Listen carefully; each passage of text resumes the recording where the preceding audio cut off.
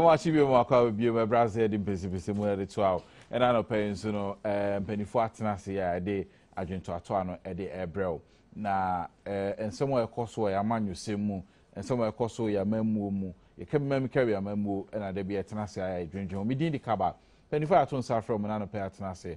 Yen sending fast for anyone ura mikromu MP. Ufisa me out. Kane Mrashidu Jani de ma Sujama and all the original people for name or Abaton Person so Sujaman constituency. Kane Deputy Trade Minister. Open your watching more cover. If you have a call there, the crew for here. They are boko and cry near Yaboko. Eduma Safu in a chamo and I no pay. So and our young cancer Solomon, young cancer, Deputy National Propaganda Secretary de NDC. Over here, Martin. Biaboko there. Yamiadum young here, Papa. One and coffee. I knew he had that or high. And I'm paying some crank crab me and sa and a drinking home. Nipa kaine a dine kind abba. Say no census no nipa near who nipa do or memma. You say 24.7 million or pepe eduanine duununine and a chip on so. Now, you better say, a nya bay no dear, dear near the barbeo. If it's the Owaman you say mono, NDC Moons and Sam, President Rawlings, Equity June for Yami Adoma, Quesiada Ebe, Ewa Plow, and Anima him for being so a mumpany, Omunya cranky in 2 3 now, a home summer deja, the Boncate, the camp was dada. Now, Enra or Metro TV, so Deputy Minister of Information, Ura, some of Kuju Tablaqua, speaking on behalf of government, the responses are who do be about issues are now Chimuaba, Mura Martinamidu, a home some, yet a home sa visuals and the Bebrel. I think so, no, sa Aplao, June 4th celebration on Croneba, and also so Anu if you are Bemu, Ebano, yet the home some Bebrel. So now, community this week, you know. Now, you mean so much 33 SCC, no, Deputy Minister of Information, Ora Blackwa be in Semnano, Seban Sankra na GTV, NTV uncover CP case, Ewo Public Accounts Committee, and you know, some my baby so now, or text messages via whatever brand 1760, and now so with me here Facebook, Multi TV World, and our things so no, with me actually or Kaba at myjoyonline.com, and me email address or the buyer, so you bet me I can continue some. A dozen now, so napo kakraka. Now, Chimun, the CCNO, and only about Beijing, now yet me at the Abwa Jumediano. But for Yamatrans be na Mobusian for you now, when you say United and Adom, a divine register no, Obia present. Obia present, yeah. Then Yamiasi, say no, so they're changing. Obenamia, we have fast census today in Shasia. Na nipa kaino ye kan be se mfim pimi no ni edunum no. Afi na Ghana Saska Service omo etimi edi data no about yeah, you see 24.7 million people. Na data no yes Ashanti region 4 partners also kese pa.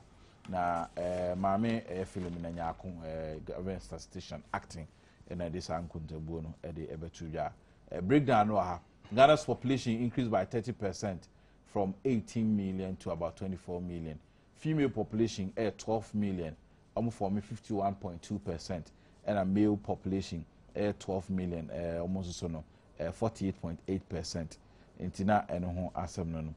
You can say good news. Finally, I feel the results in about Anna. Well, better late than never. Kaba mami mfa wakwenye sunchia.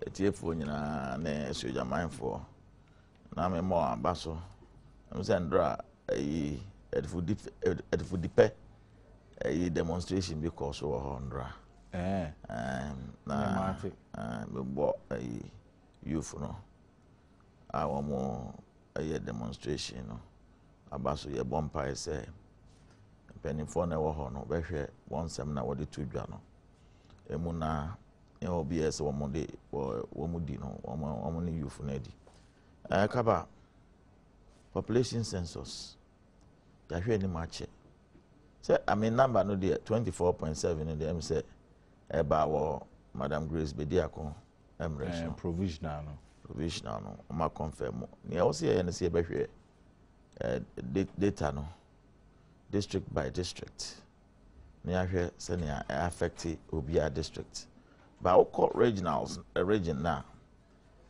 interesting kaba Ashanti region omne do so pa but we hear registration exercise na numbers no na one more apportion no I will say if you move here how but say easy form for more data in my easy also say for regional breakdown greater Accra so but I know that can be explained can be explained say ebia Asante phone bia one more greater Accra no register or greater Accra and I didn't go into I was here you know a trans near a breakdown near but at least you nipa dodo a ye wo man I hope say one more kind no one figures no near accurate because yet they say crofona omo take statistics maybe anko kind one tena baby one more living room no mbo mutim no mo igum nti ye mompa say figures na aba no enye bia a capture Ghana ni bia ebitimi dia aye adwuma say ye official formal figures at least ye bunkunta ebitimi de akasa nti aba ye nyame ase na emom was say well meaning Ghanaians bia when ye be kumuni ahwehwe breakdown no how it affects your region, your district and your electoral area.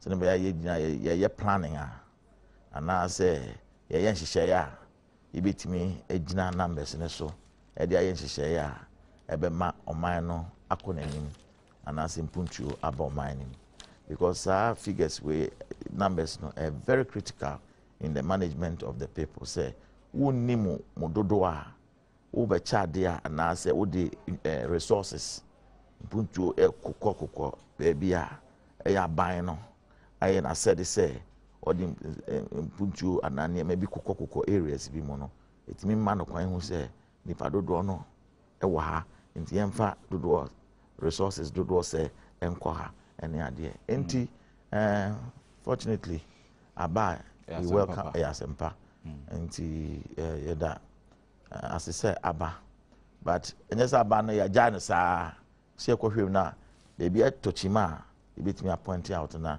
ya say adwuma na ye de share omsa no oma ye ni nti me we census finally because na ebinu mu kire say census na emba out na enukwa kan bi na electoral commission intimi enye new constituency creation ni ade sisi no abey no saade ni eba bi ye free ho na say EC4 will still go ahead and do it well sisi enya abey wi nti minim thoughts e was same way ho because ache we postpone several times kaba odikan memfa akonya di encha yen ahwefo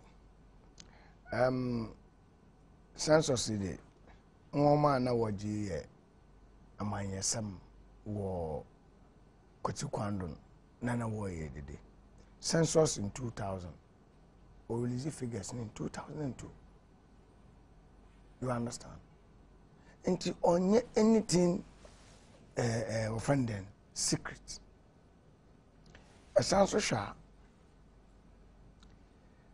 why ye the madden we no en sabotal wan yen hihye wan hwemu ye ya abosha nde wa pepron wa enyama bi na me Mr. God yen population odos chendam odos chen 21 24 odos chendam Ghana so long as you proper laid down collation and computerization system no all at of one population mean did the Adom working, but they just want to maintain the one where the most populous nation in Africa. Kaba say Eshe figure say wajabo to ya. Ne steady the trend of registration figures. About there some regions meet the population census in other regions no shortfalls being on some unanswered gaps be our did them nani in there as for the biometric registration exercise no on wabeda o entumi nya ho hwe na na ye koto aba ono so no ye the what do you call the most acceptable reforms are here in our electoral processes as far as registration is concerned. Inti yebafa ndamani ndiato. So just a quick correction. 2000 population census, you know, 2 years. In fact, it was 1 year because yeah, in 2000, as at 28 December 2001, and Friday. It was a Friday, and I'm releasing results, you know. Okay. Okay. Sorry, so now, but oye there, correct. But the bone on the way census we are no dance results. But so we not check 1 year. If you remember, more than if you recall, if you could recall, in Kofuna Kada, they are face of so many things. About out of the kind, the even crown.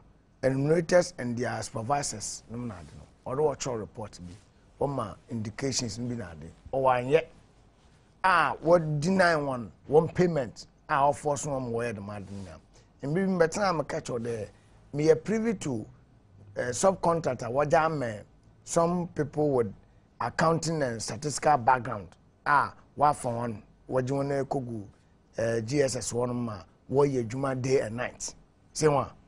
It tells you that there was something wrong with the Juma wire now, upper the order to work as him. Into answer that I knew whom be there 1 year about because the problem about order was solved. So you know, be allowed or G, maybe or Jacan.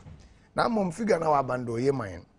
As answer shall population of a 15 to 50. Or in 4 points. No. Figure ben our figure no. Per bracket be population bracket. Age grouping age groupings no. No. One man were employable no. Yes, very huge. Let's share the economy of Ghana. No yet import-based economy. Ewa. Na ye ni manufacturing subsector. Or you're vibrant. Opache say Oma they say ibetumi okay. Awesome papa. And so today money no the able-bodied we capable. Say juma or wa beyan what dawson. And money say woman the mindset of Ghanaians, particularly those who have money. COVID say no. $2 na waka to enyama ye fia or a businessman. $2 na wa kwa akoto kosibroyin na di odaba enti Ghana nyi biala oli nyi biala onke hunde the Ghanaian businessmen wo ye mani mu wo pay the shortest cut and the shortest route to making money. Patch say no be a businessman no okoto no nka sidi no fa nkwa na it's not possible. No. That is not proper business. Business find the be juma mankofo nya bia ye manage na juma na obey no so raw materials so be use na bi ni o mem ha on kra mfia ma no ne mfa ma sasa mama ka to me ka do raw materials sama chan ko nya problem raw material nya abade. So what is the problem? Yen manufacturing subsector olugu because enyama obo produce wa no businessmen na petty traders are 10 businessmen wakoto yas president one sorry them bought some product be on your distance. It does not help the economy. Umama wakafa etem waji Ghana etem waji ko mo waye mo hon na waji bamanim. You for yelling yanke hunde yankernom ye janom ye ofanom yantenom awona no woboyen na abo no nya government. But government so or they all create the enabling atmosphere about ma local manufacturing and processing and once wenya and here bia waji adwuma obeye. But since as agriculture subsector opportunities are manual. Kofi won't go businessmen in Ghana won't call that side because I want to use question of bachelor and sana. What about? ADB, I come on Kuma see there. What be finance agriculture subsector. One terms to agri farmers to them. It's about time all the ban in the civil society groups will come together. Near go back to the work and happiness days. Where Ghana for a Jumebia Biala Obu Mangana. Rather than that, and the dollar call to then. Every Ghanaian bia or $2 or Dakota. Rather than all export, no nya foreign exchange na or no their import. And even export what live kakra manufacturing sector now and crown. Now saying AGF for a press conference. Almost someone say cost of doing business in Ghana is increasingly going high. Electricity is not reliable, water is not reliable, raw materials on the port, import duties in the it's not really say businessmen no more person be investing. There was some raw materials be import by Ghana duty near high because there are substitutes in this country. Government import duties no abandon solar on far high import duty tariffs in Famba. They do so to protect the local producers of such. No one also no musu say near money. Abandon na Daco farms. Ogu Daco farms. No one so started the import frozen chicken. Just so a businessman or a producer. Okay. You have a friend now. Yeah, sir. Industry manufacturing. But wait. Oh yeah, near many I can. Opportunity as a businessman na yes sir. Ono anaban SCS loan ke siska kakake onye Korea for and one more de come am say Ghana for ni a wait me see die. Okay. Secondly, we need tangential issues. Now one more way to Kofi for. Because only intellectually dishonest one.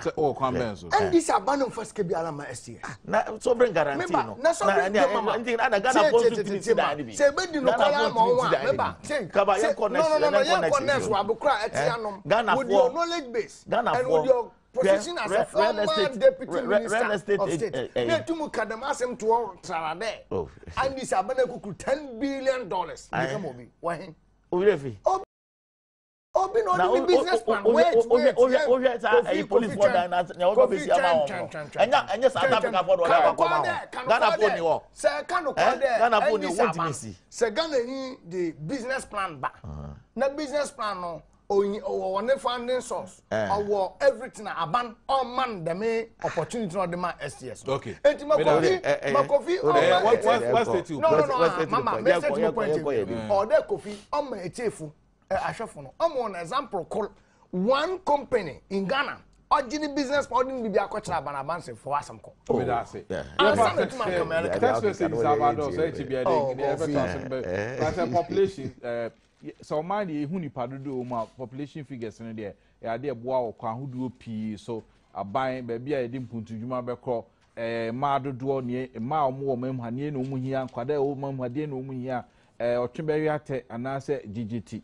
Omo omu hia suku anase sebe ejana na kwan ne yenkoye ma omo kwan ebe ye ma on yenye nti census figures ye hu hia na yeda ye Ghana Statistical Service for assess ene omo abo hu modern estimate figures na ba ye be koso ana ye di eche ni ahwe the dynamics population wise as a population growth rate na cost power am say amount for them bracket were 14 million 14 million amount for pa nti yeah, so na family planning ma area fi mu ehwe ni ye obo adwuma na wanso anu kakra so obeye ni ye kakra se ne be a nyin se dodo na so betimi ate ono so na amount for the labor force oh de we di won komo but sabre ye fa politics amanyo sem kakra to aso na ochi mu nsem atichiri be mi ensa na asie de din kan nyame adom akwasi ada na June 4 ebeba so na no mu no because I don't pre June 4. Oh, say June 4 events na kasa no de kwasiada no mo be no na June 4 na kasa no e no mo be ko Revolutionary Square meba or official program of Kofi Adams dia tuja na me boss June 4 onye Kofi Adams dia June 4 or NDC constitution It's a Kofi Adams catch out there June 4 official June 4 yeah. 3rd June. Menka say official June 4. Me say official event omo beye no. One of the events. Until June 4, June 3rd event on the official event or the laying of wreath is the most important event of June. Every then year the laying of wreath has been so much important to the end this. Messi Yakodebia. Last year president uncle. President ever since Obaya president. Uncle. Do you know why? Kofinum through certificate of emergency. Agency or emergency, what can they? Agency. What they are draw June 4 celebration from national calendar. You understand? Once a ban Wayan, President Mars is what? Obliged to follow it. But Supreme Court Eka said June 4 is not part of it's not your friend is saying Emra ain't ya June 4. That is why I'm catching under the laws of this land. June 4 was a national holiday. MP before buy or withdraw from the national holiday calendar. Anyway. And to our President Mars is somehow not in a position to celebrate it. But on that score, no, you know, I am for our more applaud. Say, one pendant around is June 4 and Cody Cobb, and Badwam. My main kind first 2 paragraphs on the mouth. The chiefs and people of Aplau in the Volta region have expressed disapproval of the choice of the town as a venue to commemorate the 33rd anniversary of the June 4th uprising. A statement issued by the chiefs and elders and signed by Senior Divisional Chief of the Aplau traditional area, Togbi Anubu IV, said they were very uncomfortable with the choice of the town as a venue for the event. It was jointly signed by Professor Ernest Dumo, Chairman of the Aplau Council of Elders, and Mr. Christian Yavunya, the Chairman of the Aplau Youth Association. Na eno nkoma yedi nkoma da e wo pepes me run e boss for the acho no obani go fisa me amami sha sem fam fio so me say June 4 wo de no wani afi yen de na yankwala kra ba bia o mapenda da runners wo hwe na bakosem May 15th so na June 4 eba na oni na mu 1992 oje mu ma democracy by na papa ya nantimu abidru na afia so okodi afie aduasa miensa fahye o aplawa amanfo ho se o de ba ha no na se o de otan na beto ye ne aban tem sanse ye pe municipality amanfo ha bu afu nti condition environment ni nye condition for so ba be yiwa o hwe nso so a ono nso so eye framantem ba o de sa na me nyina sisimu a obetimi obi kasa o mapenda da rollins se na wie na aduru no a one ne ya adwen there be adenti why didn't I say anything? Number one, one more chiefs and the people of Aplau, time ben womuko boja. E go share wa kwankwan dua bi ase. E kan won mo. No mo be kan say my nipa dodo ewo majority. O my we ma ye ka say make us a woman. A constitution and a rule of law in a year juma. So, just our constitution, you will be a friend of freedom of movement. It will Ghana. And I cover oh, won't even call Avrao. Let me uncle. But my work was celebrity wedding anniversary. Obey master Abrao. Obient me brow. Enti near I am for no air cano. What me who say? Obi de abaka siebi esi ejina mwachi a o ka kire mo se mo pe se sa ban we emma mo sa municipality na mo hwehwe na ene mo meka se June 4th celebration mo mpreso enye sa kaba opening rollins na gasa enche bia ena ahemfui akosi na hene enti ohwe kra ono so ye togbe ni bi na togbe fo no ko hia wen na togbe rollins de onidi na wode say our class ade na togbe our class de meeting no wo man frɛ ni bi ma na akotre mu na wo man kan say togbe wo ye ohene wa ha June 4 fo so ye bibi foforo a eno ye politics na politics ne ahensem no kura de enhia enti e ba no sen e na ahemfuwe e wo mu ko hia enfa no ko hia na council of elders ayewe it is senia sebio say ohene bi betima ka kire so kaba wo ntimi nkroso sa bare mahama meye adwuma na eno no animra bia kwan bia so ntu tia Kofi Adams kasa no kasa wo sister network bi so o say wo mo yon preparation ne man be koso yen fa invitation bi ankomo bia say open invitation June 4th so hwe na esi ya opening Rollins attempt here May so be ku na wo mo kire no eno no ye military a soldier fo a wo ma tu constitutionally elected government and a governance in so wo hu so and o man mu ayedin and a junior officers take you control in a revolution by sa revolution ni mo AFRC and we hand over ma President Liman and 31st December e ba ya o hwe wo ma no mo di AFRC emu akotena ene eyi no June 4th na dia ba be ye NDC kaba nene e die ni si entia June 4th eye MDC fo wo constitution mu eye wo mo ba wo mo na nyemo no ewo no ama wan nam Ghana ha wonya baby after 2000 and Rollins term of office no wo mu June 4th no ko share baby wo hu ani a wo mu de pata no wo de nam Kumasi ne ade what is that something he say e mama fa June 4th ma yem peso aso na say ohini ba na betimi akasa entini a wo kan de utimi say kaba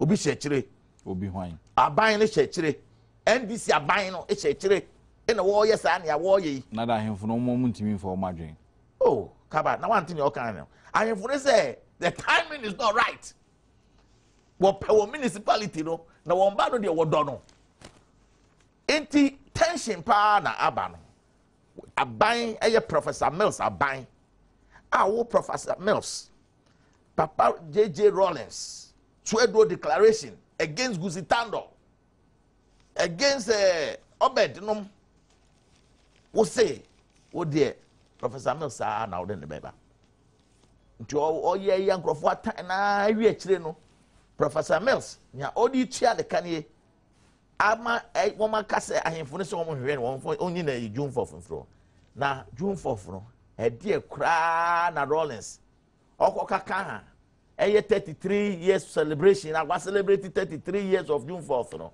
afi de ban say na last one Solomon propaganda for ne aban Professor Mills enti Professor Mills obi ka say Professor Mills nia oye no ya na me mom de kaba eme adwendwen because ohwa bibi koso e wo NDC mo ne koso no e Professor Mills any JJ Rollins afuto bia JJ Rollins e de be ma Professor Mills bia no as a leading member and founder of the party no Professor Mills in a leader sebio o man penyin that de won so ana o ka so we tie na advice 24 hours na ba ne say na papa etufo a wo so wuntie na ne wo de enema wo peso wo ye nkwa na wo be ye na wo ye na so no so so mpene no so ne o ka na nema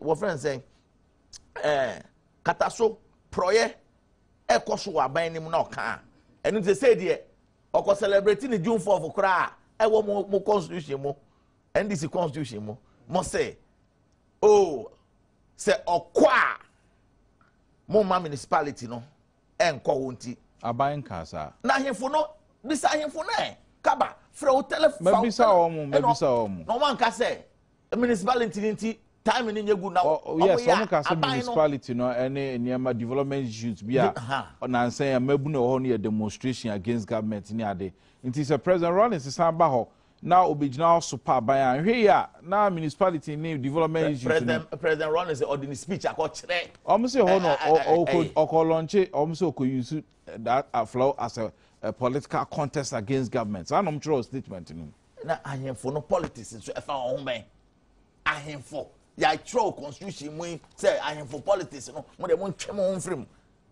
na say President Mills ni politics ni say o ka tia na ni ma say ba ho no on fa ma say government no de ye ntimi nkasa ho say ya be ye communist yi government say dictatorship na e ba so say say no nya say obekọ tie radio o do aso ba ko dwen say wo be bo odin ama wa be kire wana e say go ka criticize government na say development na sika no Ghana sika na Professor Mills dey ana enye ne dia Ghana fo nyina aye dia apply for ka ho enti say bi development projects bi kwa apply wa en kire say o kan ho asembone ana say o kan ho asempa ina so de bro so ye ne sad dia na kire say nepotism tribalism ne ma ye ken sa na be ka kire say yes man na Rollins Professor Mills obwe na ye ne sa enwa ye wo man mu hwe onipa obetima ka ho nsem bone ana so be tro kwan trene no obeka no kra na tro no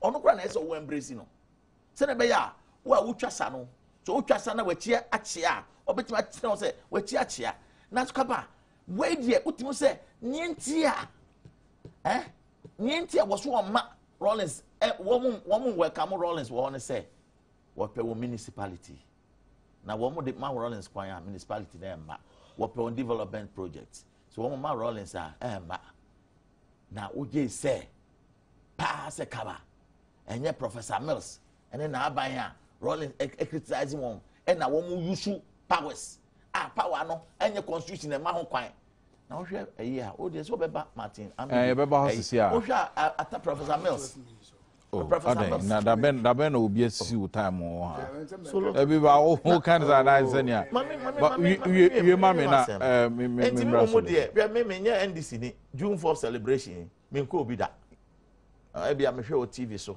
me nko obi da but NDC 4 ene ko Professor Mills me kan bi say MPP 4 na afa kwan bi so June 4 no and this 31st December wo mu yi constitutionally elected government etonchen wo mu de wo mu no military na wo yi no tonchen constitution kra ka say we must resist oppressors rule right Obani that's offer me until where near Kosovo apply President Rollins and matters arising kaba say ehwe ma okodu ya atraw de in Ecclesiastes 3:1 or Bible name asinde yewo adibia na number na bibiara si sande nyame wa ma nkwan na nanom ahemfo a wowo fragmentum titru aprao bibiara wo Ghana ha bia anyim de fragmentum ye NDC and stronghold fragmentum no manpen dada JJ Rollins ofi fragmentum ahemfo oba beshian anambwa correct na ebinyim nkoma wodi enyima nkoma omudi so omwie ombe brief media correct say about NDC President Mills ne ono President Rollins interview okay ohini a okadamase menye fragmentum hin efide nasmo wakan trara awu MPP nya oyo wonti I start alikabi there fragmentum them NDC aman yoko mala boy bi a metin the voice was Martin Abadi Voter Youth Network boy no offender me findinga awon mo na wonam afrawo de wo organize a offender June 4 atmasia so na nanman for ogu fragmentum onye NDC be ya adwen NDC and function NDC for near until recently Kofi Adams wa atutia ebinim wa atutia wo pede waji deme afeshe kese a so nye MPP a choye public holiday waji beye 77 bofuma agudi atmasia o man penda da ron se ko ho na e moframa agudi miss melekasaba waji beye bofuma agudi sani dey tell them small boy na small cap about nananama hemfo na no ya sefim wasn't there my painting fuma ohunu afroba gina dan don yen den ohun no ya me ya pa da awu eba beye epe esojaman MP edi nenim de nananama hemfo dan nyina wana montu bia wotun fo asondwe esojaman hini yo ohin bia kasa wo voter region on the near wrong Sunday on suit awu Kofi ama your interest hwe mo kodo NDC in painful titru awo Ghana ha bebre wonpe na wasi nyimpa bien na wo kontokwa se hunde ba akolo kontokwa na problem wo June 4 koshe NDC or second anniversary first anniversary 31st revolutionary day second June 4 accountability day one pa accountability nti na obeyi fu third NDC's foundings day or 10th June this period 10th June NDC yenya 20 years June 4 yenya 33 years na June 4 baba yewo yenuanom senior cadres wonye party town where program where bibia no ya ma the constituencies 230 constituencies 10 regions ya mon kwanda obi anso nye program obosuit one to bacho mamisa say the fact say in the last few years senior Okan Ura Kofi Adams any more from maybe I take you over the June 4 celebration, you know. One take over June 4 celebration. Kawasam niye. What the part of June 4 on waji ye? Nyama onfa June 4. Enti NDC as a party, no. This year June 4 munye hwe mfa ho. Ana meleba no wana kacho. Ya program. When you there every writ lane you find national chairman there, general secretary, everybody. Okay. But after that, na accusation to say near Ura Kufisa mi ade to just say bind the tie near him for ni kan echi no. Ura some could you talk black and ra good evening Ghana or Metro TV. Sansem na no. Yen kotie answer or the man say am pass bind the tie side in echi no. Continue to insult the chiefs. I mean, chiefs have always exercised their discretion, their opinions. I mean, if somebody wants to visit you and you say, please, I mean, come another time, or I don't think that, this is the best. But the reasons they gave, they said they're anticipating a district to be created and etc. etc. But that's not the only reason they gave. They also talked about tensions and that there are other supporters of the NDC who don't think that rally will inure to the benefit of the NDC, because there have been all kinds of reports all over the place about how our opponents are taking advantage, trying to bust people there and all of that. So there are other reasons. So if we reduce all of this to bribery and trying to impugn the integrity of the chiefs, I don't think it's fair to them. He doesn't think what you are doing is fair to the chiefs. Ma Kofi no ye them small boy ya make Matthew Sabade. Yeah, just small boy. Anonya froba. So obi aka asem na no yadwa ni fear wadi ni Yeah, o tied yes, yeah, just asem no. Hwe, ada ya refer to nya froba in there. Peyin wo no wosi afroba. Da bia o kan we. Say ntu anamompa ye ba froba. Sande enim da NDC wo iku bebri ho na ekodwan ni bi. Na abodwe na ndisi makwan ma ndisi nche okwan enya na efme ekejanchan so aye yom of my say the battle ndisi asma kudu to kan na nyen sidan ye na wetumi hwe na nanam ahemfo enyim na so enya Kofi Sam yankwan na hakan Kofi Adams nra so ka kire me say na Kofi Adams na abodwe no Kofi Adams nebo odwe no ho se Kofi Adams o deputy general secretary nche obaka na masem ya kire na so no ye na mutu ni say ubufu na cho letter mempos na obodwa kan enwa Kofi but manu use me ba o ye bro no Cape Coast Na ma oye fe wo mo ko doing there. Near cost na efe.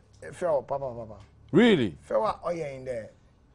Eku biala dem tawantawa na mentim ho ase bebem. Na still ebo there pinten gidigidi omban eku ye eku a nyamene sedim. President Mas ono oginenye sangana Ghana for no dan or you do schools under whatever. I say, President runs a new commitment towards satisfying Ghanaians. That responsibility lies on President Mas. That is why on Makwan Mobiala on Tuchana name. On no Nejmo or obey and obey. You know, Obi Chana name. Oh, and then Tuchana on fee. On fee Obia. That's a great leader.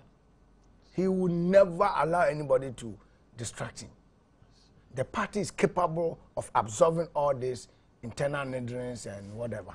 Right. Now, Unya. I don't know how to be now. Me text message about Mra. Bibi Hami. JJ runs a kufu more year kaya airport. Where your kaya is the same. No, Siana back. Airport. Eyinum na waye. JJ runs a kasa wasi wa Badwam. Oh. What kind of asuna pa? Council of State member for Ashanti region. Also Rollins are Badwam. Land grabbing needing room. I say, JJ, what Badwam say, Cramo, whoa, who you for the master? No. Who you look at Kenya? I will can. Cramana or the pronoun, no. Some all Casanamitia. Memo 2 minutes. Why are the madding now? Send the MP from there, JJ, ye. Na JJ TNDC, yanyanate. All Casama, all you do on your do, Yama, or play new role as a former president. Onchebiano, cause I'd have called the government delegation. Kaya. Onchebiano Jukui, one of the Nigerian leaders. Yama, or the presidential jet, all leading delegation to call. Yanyanate. Touch a man and say, welcome. So what to fako? MPP for some when we are gonna find me catch on text messages about MPP ko for me or no me da say o time aso so am your bottom mam for masem so Ghana for ko fi am your no in na akufo ad na MPP for when the JJ runs o ye pa JJ runs party of founding on NDC so yanyene te ma yanyene nam nyande yankara onye yanyene te Ntawantawa no waba nti se mpifu nye unda runs ye dia na no runs ne party one travel me da say yanka say Rollins yo ana onyo na ye kan say issue no aba issue enye personality issues no was na municipality na mo say almost mo hwehwe no any development okay wait now point ya boss that text messages about happy birthday celebration in honor of Charlotte Salama to or say Oyejuma Anglo Gold Ashanti Obuase technical services department and Sam Jonah at the bro say oh okay Sam Jonah Estate right 2 p.m. blessed son of us Atamil Santimampon no matter how the situation must be, victory is a great party. NDC amen. President Mills, more success. Please give this message to every NDC member that will visit your studio. They should always read Jeremiah 17 verses what and Kawamba. I joined the NDC because of Rollins. I'm pleading with him and other gurus to unite the party. Ben and San Ejifi Takwa at the buy. I like Nanaya the way you challenge Kababa the university. Yeah, Kumasi. When will the EC pay registration officials there? Okay, money. Kawa, please come to Takwa and see how the Kawere River is in as lower end, but flooding at the upper end. Okay. Kobna if you Takwa. Inusa from Boga Kaba. What is the Volta chief saying? The man is the son of the land, so they should stop what they are doing to him. It will not help them. Kaba, the final thing to happen in the NDC is exchange of blows. 58% for Nanado, 42% for President Mills, and the rest.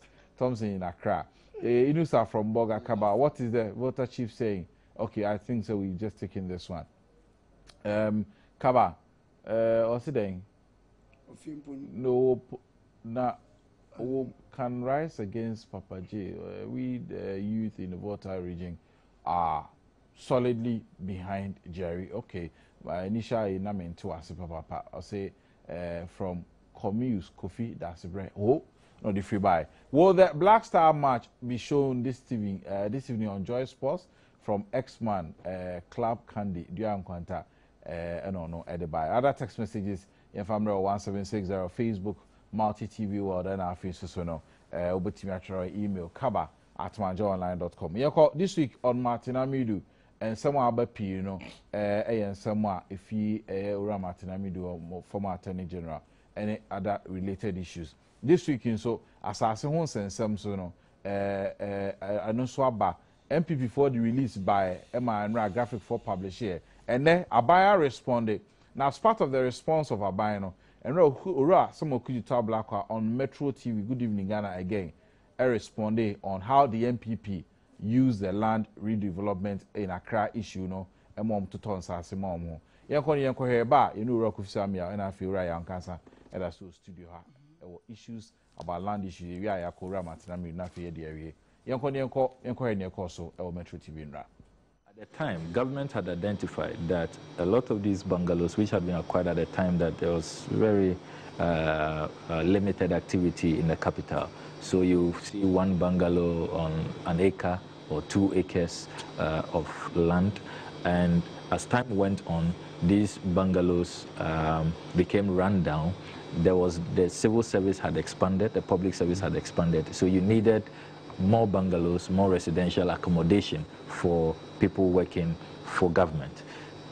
And then these bungalows were wasting the plots, and then they had also run down. So there was a criteria, clear criteria, that one, they had to have been bungalows which have been run down, and then 2, they should be occupying a large, the minimum acreage, large acreage. So if it was from 1 acreage and above, they qualify to be brought down, and then new accommodation facilities are erected. Now, there's a criteria that the policy set out: the bid prices, terms of payment, evidence of ability to pay and develop the land, willingness of the developer to wait for at least 18 months for the relocation of sitting tenants before right of entry could be granted, offer to go to the highest bidder, offer to non-performing allottees to be withdrawn and offered to the next highest bidder. So the policy outlined guidelines. There was competitive bidding, it was supposed to be advertised and all of that. So it is not as if you sit and whisper to each other or just call a crony that, what do you make of that land? Do you want it? I can offer it to you, which is the case that we took to court, I and Dr. Badwam, in 2008, because we argued that there was no advertisement, and Jake did not contest that in court. There was no publicity. The criteria. So that your case against Jake partly was that even the criteria was breached. The criteria was breached. There was no competitive bidding. There was no public announcement. There was no tender process. Then we also argued in court that if you look at the letter that gave Jake the bungalow, it was the letter from the Lands Commission dated 2nd June 2008. It says, "Dear Sir, allocation of plot number 2 St. Mungo Street residential area for redevelopment. The Lands Commission, at the request of the Ministry of Water Resources, Works and Housing, has decided to offer you plot number 2 St. Mungo Street Ridge residential area, edged pink on the attached plan and enclosing an area 1.06 acres at a price of the 390,000 cedis for redevelopment. The terms and conditions of the offer are as follows." So it gives that. Now, when you come to the 1992 Constitution, we argued that the Lands Commission cannot be directed by the Ministry of Works and Housing. Indeed, Article 258 is clear that the minister responsible for lands and natural resources may, with the approval of the President, give general directions in writing to the Lands Commission on matters of policy in respect of the functions and the functions of the Commission, and the Commission shall comply with the directions. So it's the Minister for Lands and Natural Resources, not the Minister of Works and Housing. Then it is also clear when you come to Minister for Article Lands and Natural Resources. Minister for Lands and Natural Resources. But in this case, the Lands Commission letter to Jake says that the Minister for Water Resources, Works and Housing, at his request, says we should give you that land. So this was a constitutional matter we raised. When people say we went... Couldn't that minister have been acting for the no, Lands Commission? No, it doesn't say For the Minister for Lands and Natural Resources? It doesn't say so. Well, the letter doesn't say so, but if they came back today and said that at that time he was acting for in the court, they didn't say that. Okay, In their defense, they didn't say that. In Article 265. Well, into Ora Ablakwa giving answers, Nientia, Abanya, or about assassin who some near there. Obenigo Fisami, I never say, send your opinion Ablakwa Cano. Mutime, no, sir, policy 1999. And this are buying the buy no mobile sister ni na mo chance aso no de mamo Okujeta Blakwa mate say osuan law law student na also say on my way Supreme Court one of power, constitutional power to interpret the law.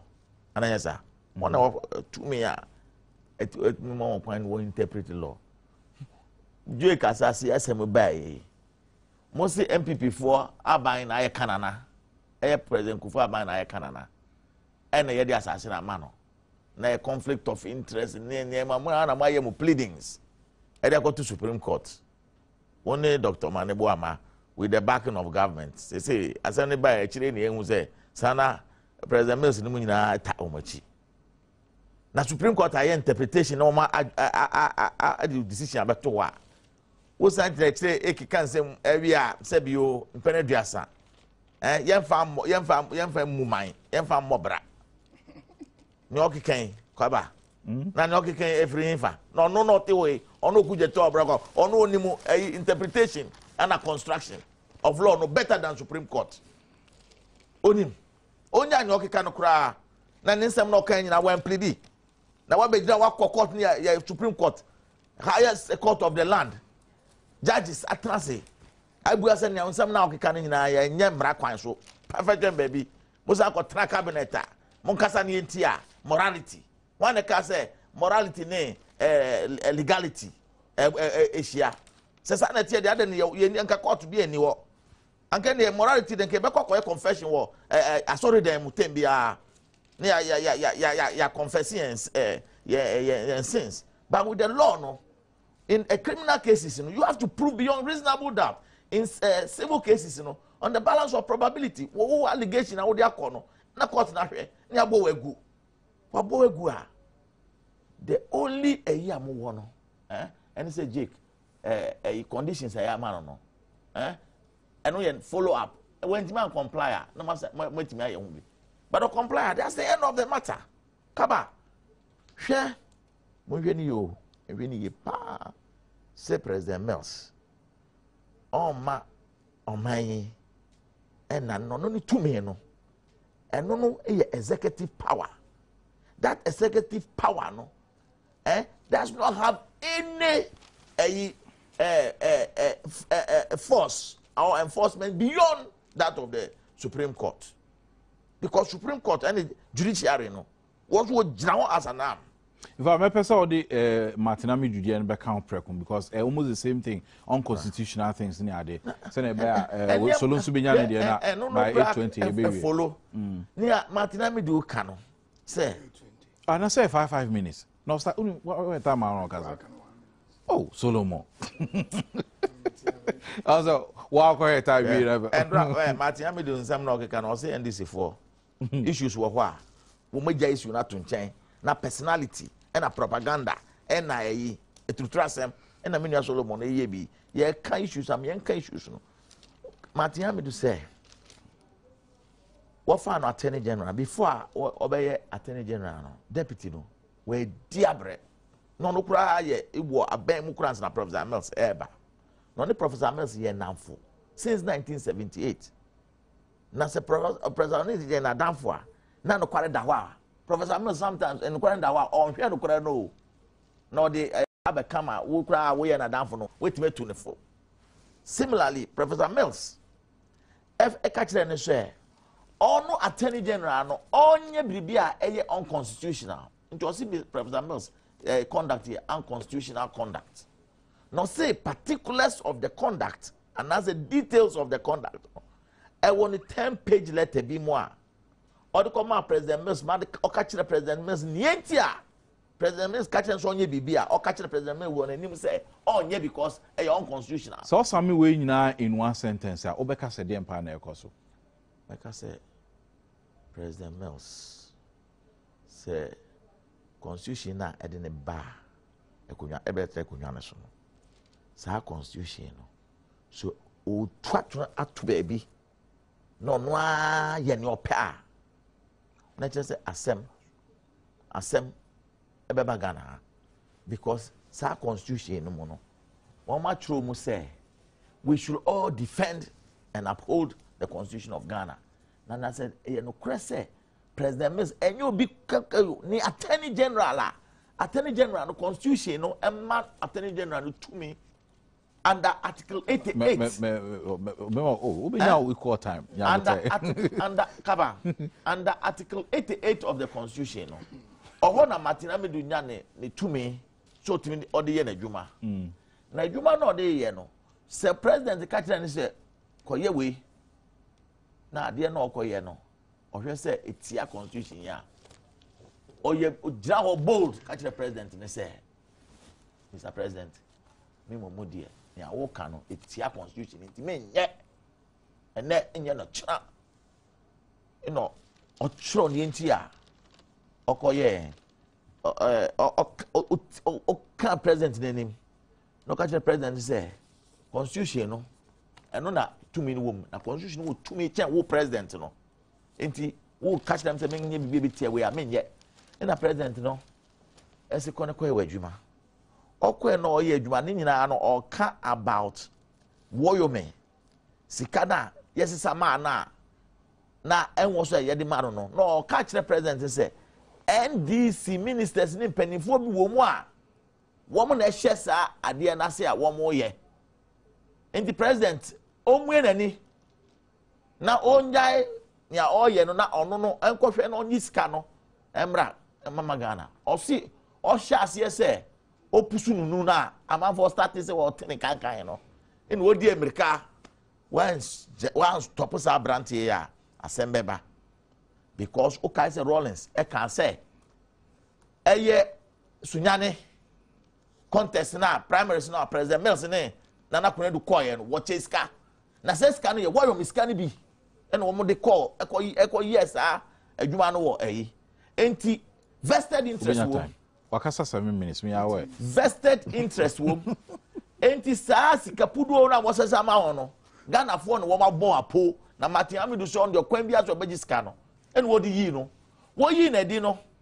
As well, Bekan, Martin Newman, chief of staff, no Bekan, and say, what you need for misconduct is conducting himself, but one mind details and particulars. Against that, a all canon, and a Martin Amidu say, and so catch Martin Newman say, or you coward, or you woeful, if you say, or the letter, 10-page letter be, and man, no, they command president. Now, in the 10-page letter, no. Or tre nientia onon ose a president no adwuma no directives no man no enye directives papa into ontie na enye the conduct say wo mo frɛ na wo mo ne ka ho asɛm wo mo frɛ na wo meeting a say omo nipa na ose o aban mu a wo mo ehye wo yo mensɛm na se no no ka kyerɛ won say sa nipa na abuni din di da then the President Mills was aware say woyomi sika no ne ministers ni bi hyase na ba ne say na later kura no woyi no what decide e beto adwa na say your point o time the point ne say President Mills say no press say constitution obusua then we should start proceedings impeachment na masa Ghana ha no Obiara is not above this. Me da say o time aso. Na say Attorney General. Thank you very much. Attorney General because say ono atwe atwe no so onye onko dibone and say onko ye bibia is against the law now. Then why should we come back? Obani, me da say solo 10 minutes on so yanko na yemfanwie. And me was surprised to be at the amount for by 8:30. Watch out. One surprise. Onia penyi Martin Amedu. Ame Solomon cancer onye menyanko. Because ehwe ni mfia we dia onye metipen. NDC standing onye metipen. Nyame na adom no mabe national executive.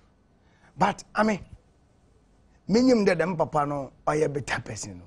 No mbe minister of offending. I do even know say man ibufu ye no. Or then ibufu mo. Asoko no mate say solo no mba na ba kikan say. Me a national executive member. How far which is my obaza me asoko no ma. Na o ye dey. Na enye wan aka say Martin Amedu ye ubra panyi. Hwe. Me and then answer me dawana minya the solution to Martin Amedu problem.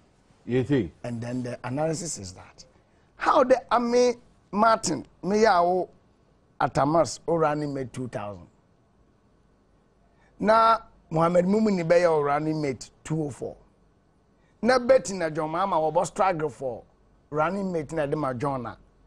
Na Eba Power na Abama Martin Amedu foreign minister. Betty Modidusu attorney general. Mohamed Mumuni foreign minister. Mohamed Mumuni foreign minister Betty Mod on your running mate da. I'm an attorney general. I'm a Martin. I'm a Look, I'm under oath as national executive member at myself. But I can't catch on there. You have discussed Martin Amedu at a meeting before. Before assassin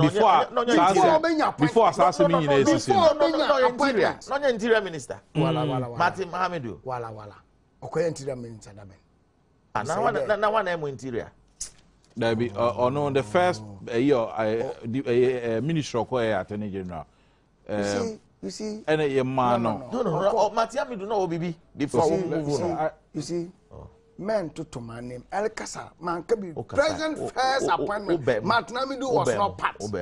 Let me pet a dear Leah.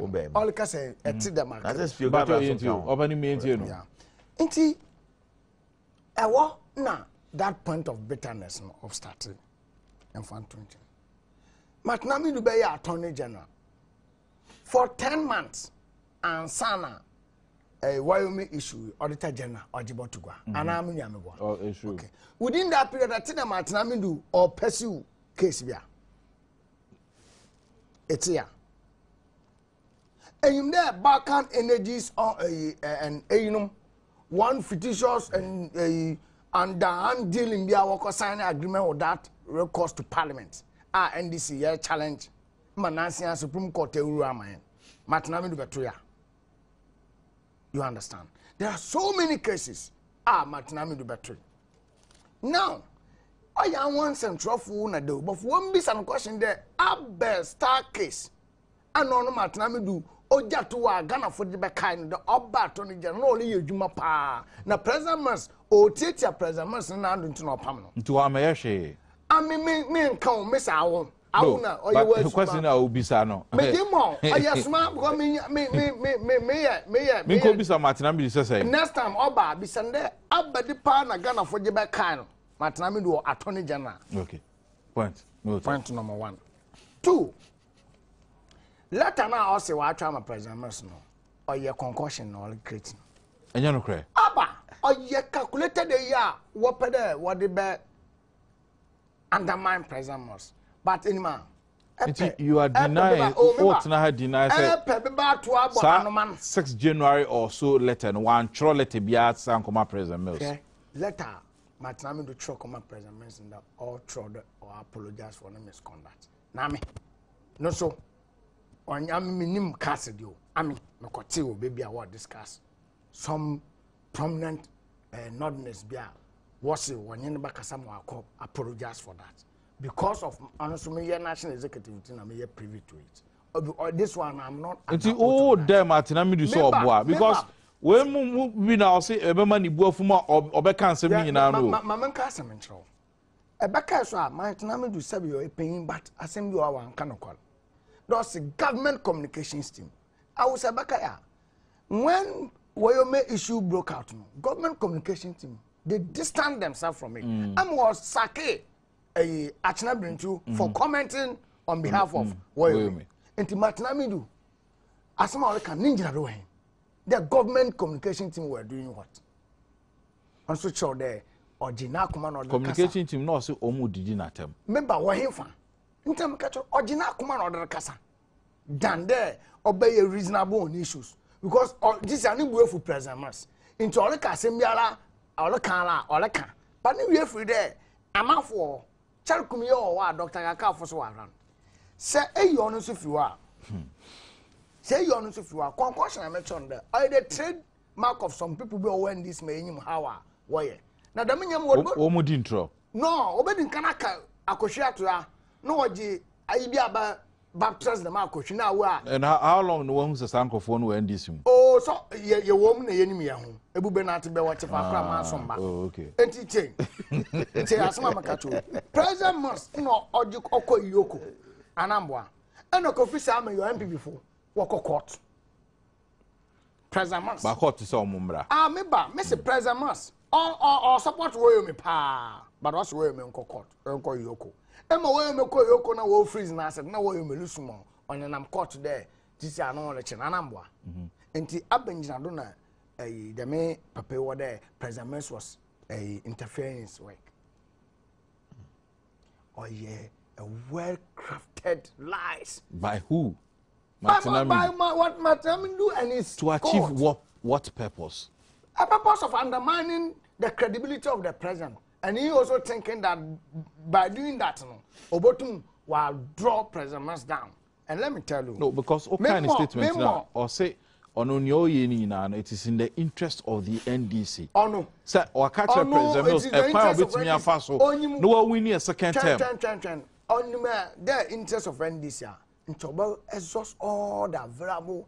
Also, I can't go inside or can't move. I catch one. I'm a national executive. Matinami don't fire. Young constitution or home complaints and grievance unit. Or the other complaint or the Brian. No, yes, it's sabi on fun cause some baby. Cabaret.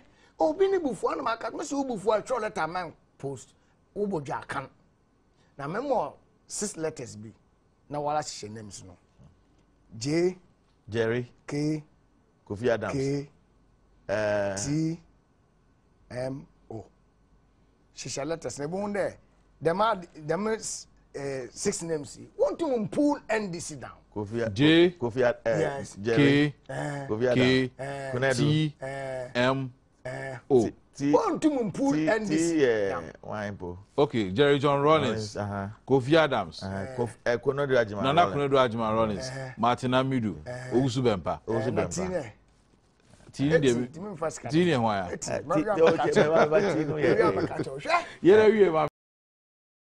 Oh, 2 minutes. Party. You could have following of over 5.4 million. Hey. 2. Elections more than 5.4 million. Oh yeah. Yeah, 4 point something. 4 point something. The man. Oh yes. 4.5. 4 point something. Okay, not tell him. No, no, first round. Oh, of course. See before no they want to have 4-4. It is almost evenly distributed. Leading by 100,000 first round. What's the voice of the people is the voice of God. Also for Mr. Sassam, it is not entirely correct. Baby, you are entirely correct, no. But I'm soft no ya unbetray. Because I asma Bible na waka. So you remember 1 minute. 1 minute samba. No, your time. 1 minute. Oh, 21. No. 21. No. 21. It's 1 minute there can on never. Can say who sem na can say my idea here ba. Only nam e kwanchen. Ti asma me. Can say me any ntie. Asma me kacho. Another issue with Martin Amidu. NDC up and coming young men. We deviate from the old order. Tini and Michael Tenya, okay. I've been in my car. Because now we go so do MTN. Yeah. All order for we are highly politically disciplined. Kedakon. It will take at point of death and Sana will act against the party. Martin Amidu counts uncle for no. So come on. He's been there since 1982. He has deviated from the old order. These are the people from 1979 to the year 2000 war hesitate out of power as paupers. No one don't want war system name because they believe in the concept they introduce. Matinami do ka say me sure there. Obe onya hwe. 1 minute. Ne na otimpo atedem kokobu. Na mom say attack ni integrity a on the only thing I call yes. Kwame Tawia oye wo minister who radio do awala radio do no ka dem Matinami do nara on kana nuntum no ni wo me no start negotiation a wo ko wie case no anamebwa oside ye no Matinami do jadami asem kasi o time ishe mba asem kasi aso grabo so aso 1 minute masadi account dey amount but before madam I say text messages last batch o me patch your time aso you have to go thank you best integrity redemption any day Kwame Tawia na asem no so me da say Mr. Your message about last one na me first surprise remember Solomon propaganda and lies is in the it's in the mouth and hey also propaganda I show akuma mu we air sports so why is the GFA not doing okay Bechem United here that say or say Black Stars but your young politics football is more political anyway text messages about say Kaba convey this message to the NDC man. A tank can never be innocent of what the teeth are doing.